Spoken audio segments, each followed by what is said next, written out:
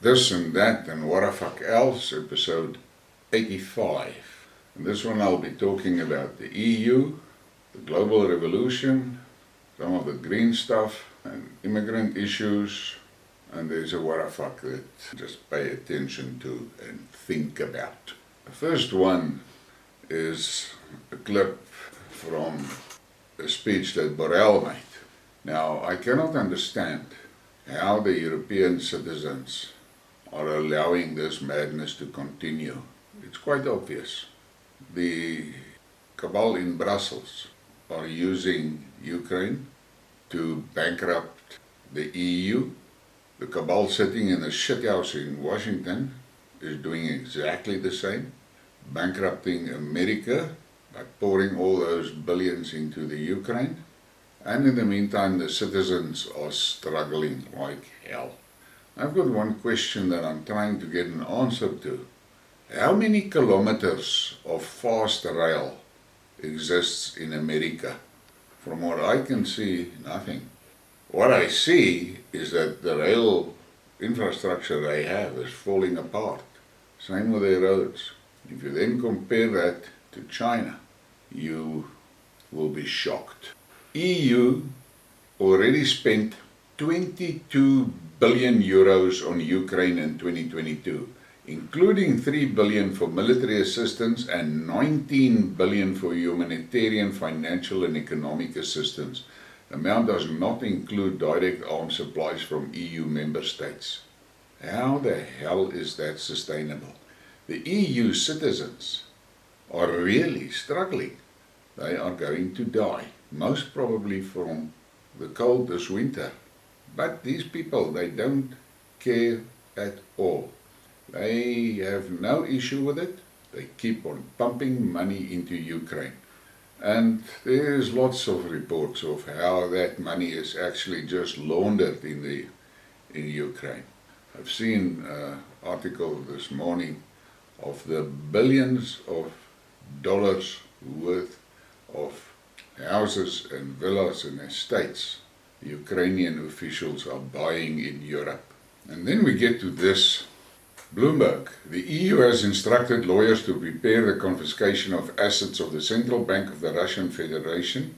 If this happens, it will be the final collapse of international financial law in the current realities, initiated by the West itself. No sensible investor will ever again place their funds in any European country after such a decision, so the concerns of EU officials about this are understandable. The Russians, unfortunately, no longer hope for a return of this money. And I think that was the most stupid move that the West could have done by confiscating the foreign assets of Russia. In that process, they revealed themselves for what they are, pirates. And then this meme is telling a big story. Look carefully at what it is and what it shows, and just try and imagine what happens when that sanction ball is thrown at Russia.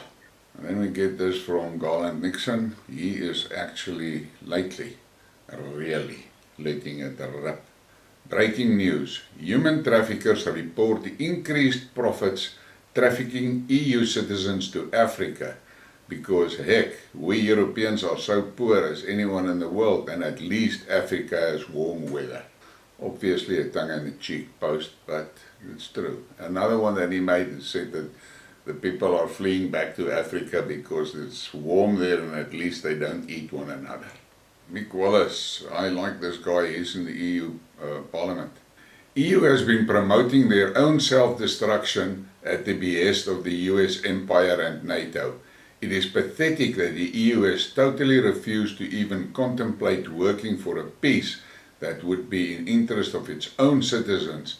An unfortunate time for the EU to be so lacking of leadership. And that is the truth. And I heard something else very disturbing yesterday. I'm still investigating it, where the guy reckons that the Americans had a plan to cut Europe off its energy. By doing that, they knew that the German industrial sector will be crippled, and America is in trouble. The Ukraine war showed that they don't have the industrial capacity anymore to really fight a big war. And because they farmed all their industrial activity out to China. That was something that Trump was very upset about and tried to reverse. But the money talks when it comes to things like this. Now they figure, they see that they don't have industrial capacity, and they are trying to steal that capacity from Europe by offering industrialists good deals to move to America. And it is happening. How cunning is that? And that just proves to be an enemy of America is dangerous, but to a friend of America is lethal. And without blinking an eye, they are destroying Europe. And the Europeans are like, I don't know, sleepwalking, following everything that the US says, and in the process destroying themselves. Their eyes better open. And then we get this. France's economy minister says his country has huge concerns about the US-led deindustrialization of Europe. If the US does not want to compromise, we will have to show the same firmness. I am afraid it is getting a bit late for the Europeans to wake up. They are already down the tubes. Their main gas line from Russia has been blown up, which is actually an act of war. But it's being hidden and nobody points fingers on it. And the Germans, weaklings, are just taking it. German industry leaders have loudly announced that they will have to close shop if the current European policies of restricting Russian energy supplies continues. The chemical giants BASF and Bayer will have to move to some other country. And I believe that most of these guys are moving to China. Volkswagen, Mercedes, BMW will have to stop production in Europe. Steel production would fail. Lack of fertilizer would lead to dependency on foreign agriculture. Mass unemployment would follow. Millions will be in the street to protest against rolling blackouts and hyperinflation. And this is the truth. And I see that BMW is also moving its Mini assembly line, the electric Minis, to China. And this is a sobering one. A glimpse of where the center of gravity is headed. Number of buildings above 300 meters. Look at that. Dubai 28, New York 15, Shenzhen 15, Guangzhou 10, Chicago 7, Hong Kong 6, Moscow 6, Nanjing 6, Nanning 6, Kansha 5, Kuala Lumpur 5, Shanghai 5, Wuhan 5. Not in the West. And then we have this from Putin. Again, the world doesn't listen when Putin speaks. The level of prosperity that the West has achieved is largely due to the plunder of the African continent. This is well known. Even policymakers in Europe don't hide this. The West is rich because it plundered the planet. Here's an idea. What if sustainable development and carbon credits are about precluding the third world from developing the same way the West did on fossil fuels? But you didn't hear it from me. And that's the truth. The West is desperately trying to keep the rest of the world down. They cannot take it that the rest of the world is now finally starting to grow and using their own raw materials to benefit their own countries. The Americans cannot take that. They hate that idea. But it is happening. Here in our own country, South Africa, we can see what the fuck is happening here. Ramaphosa listened to Biden and the WEF and is shipping our coal in millions of tons out to Europe while they're trying to turn our own country so-called green. And look at this image. Natural resources value by country. Russia, 75 trillion. That's number 1. USA is number 2, 45 trillion. That's about half. Saudi Arabia, 34. Canada, 33. Iran, 27. China, 23. Brazil, 21. Australia, 19. Iraq, 15. And Venezuela, 14. So out of that top 10, there's only 1, 2, 3 Western countries. The rest is from the rest of the world. Think about that. And then we have this. Algeria files official application to join BRICS group of nations. BRICS unites Brazil, Russia, India, China and South Africa currently. Argentina and Iran are reportedly also hoping to join the bloc. The Chinese Foreign Ministry said that several other countries are knocking at the door of BRICS, including Indonesia, Turkey, Saudi Arabia and Egypt as well. Guys, we must keep our eyes on this. This is the future, and we must just be very, very alert that Ramaphosa don't fuck this up. And this is a disturbing graph. Since the end of 2020, the share of USD as a reserve currency held globally has been fluctuating below 60%, from a height of nearly 66 at the end of 2017, and with no apparent indications of long-term reversal, it currently stands approximately 59. The world is waking up. Most of these countries, many of the countries, have seen what the Americans and the British and the Europeans have done to the Russian foreign reserves. And they don't want their reserves to be stolen. There's something interesting. Zimbabwe has passed regulations allowing the state to collect mining royalties partly in the form of refined metal. This is one way to rebuild your reserves of precious metals. The country has also introduced gold coins as legal tender to help tame inflation. Times are changing. I could not find anything else on this, but it makes sense. I don't know when will our Minister of Finance fucking wake up and say to the Europeans, right, you want our coal? Pay in rands. And then there's this disturbing shit about the green thing. It is instructive to look at the case of New Zealand. It was actually the first country in the world to promise to go carbon neutral. It's also the first country to have spectacularly failed, and the first to promise for a second time to achieve the same thing. In 2007, Prime Minister Helen Clark declared her vision was that the small nation would become carbon neutral by 2020. She was celebrated by the United Nations. If only cutting carbon was as simple as winning attention. New Zealand not only failed to achieve the vision, but also failed even to reduce any emissions. The latest 2019 official statistics show that the country's total emissions will be higher in 2020 than they were when Ms. Clark's ambitions were declared.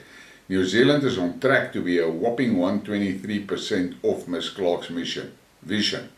Yet in 2018, Prime Minister Jacinda Ardern re-upped the pledge, promising to achieve carbon neutrality by 2050. Legislation aimed at achieving the goal was passed in 2019. Let's get a sense of the size of the impact.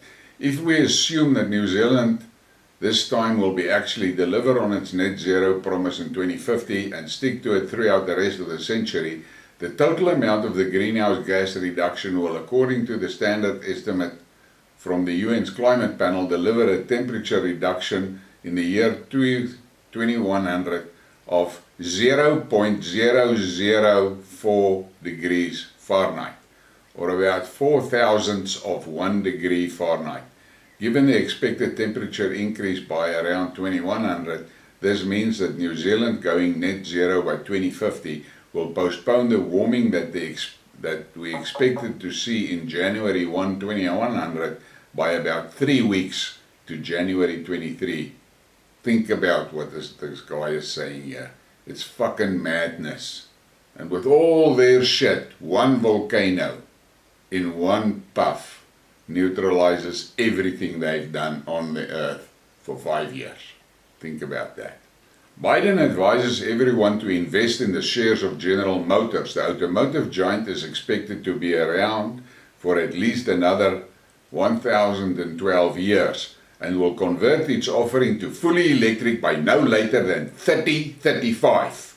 Forget Bitcoin. The Star Corporation of General Motors, headquartered in Alpha Centauri, is the future of investment. This fucking man is getting more crazy by the day. And then here's something more for the Greens. Lithium. Tens of thousands of acres of lithium production is needed to replace 2 billion vehicles, causing massive environmental damage. The manufacturers know that, governments know that, and the WEF know that. Why are you Why are you not questioning? You should. They are lying to you. And we all know they are lying to us. I have an idea that this fucking drive to electric vehicles is just to see if they can't get this unholy West, if they can't get out of the grip that the OPEC countries has on them. Radiation with an electric vehicle while charging. I can't imagine the people standing nearby. The radiation they experience, the silent and invisible enemy. It amazes me how smart people fall for this electric car scam. It's like they did no research whatsoever when it comes to buying this vehicle. The EVs are bad for the environment, destroys the planet and harm humans. You are sitting in a disharmonious EMF field for hours every day. That's going to have long-term side effects on your cells and DNA. But the people won't listen. Now here, listen to this. Soaring food and fuel prices prompt Ghanaians to rally. Anti-government protests have erupted in Ghana as fuel and food prices hit record highs. Protesters are denouncing government mismanagement, calling for the president's resignation and demanding an end to ongoing talks with the IMF. Local journalist Winston Taki says an IMF loan will not save the country from full-blown recession. And I did a skidmark on how Ghana was fucked up with this green plan. And you should go and listen to that thing, because it is scary what the West did through the IMF to Ghana. But I believe the Chinese and the Russians are now there trying to and de-transform their energy sector. And there's another problem is in their agriculture. They were forced to go organic, and that backfired tremendously. They're also now taking on normal, well-known fertilizers. And then we have this idiot. Listen to what he says. Ramaphosa, South Africa needs 90 trillion for just energy transition. Does the fucking man know what 90 trillion is? That is 1/3 of the total global debt. Where the fuck does he think that money will come from? But to him, it's just a number. Maybe he's got it under his mattress. And then there's this sobering thing. Same thing what happened with butter and all of that, and eggs and so forth. The more animal fat and protein, the lower the rate of heart disease. 42 European countries did that study. Our results do not support the association between cardiovascular diseases and saturated fat, which is still contained in an official dietary guidelines. Instead, they agree that data accumulated from recent studies that link cardiovascular disease risk with a high glycemic index load of carbohydrate-based diets. Take a bite out of that one. And then we get to Italy and the immigrants. The new Italian far-right-led government closes ports to NGO ships. Now take note, far-right. Because she said, this NGO ships that are cruising around in the Mediterranean picking up immigrants wherever they go and then dump them in Italy, that shit must stop. And she stopped those ships, which is perfect right. Because those NGOs, you must never forget, they are all under direct command of the WEF. They are part and parcel of that big plan to fuck Europe up with immigrants and to destroy the white race by bringing in all that young virile men to sort the European women out. You guys better wake up. You should come to South Africa and come take a look at what you have to do to be able to survive among barbarians. And then we've got this NATO. An important observation from Eric Plachner in our chat channel about the infected blood NATO sent to UCROPS. You don't just tap 62,000 liters of blood, prepare and ship it. It was already in stock and it was already infected. This blood was destined for NATO troops. That implies that we are talking about stupidity and negligence and not about cruelty. But that's actually even worse. Think about it. The blood was destined for NATO troops. 15% infected with fatal diseases. I have said for years, what they have done to other people around the world, they will now do to their own. And here's the proof. And this is from Russell, Texas, Bentley. That is fucking scary shit. And here's some more on that same topic. NATO supplied blood for the armed forces of Ukraine in which HIV and hepatitis were found. This is reported by the MASH Telegram channel with references to the data obtained by combatant hackers from the archive of Ukrainian Prime Minister.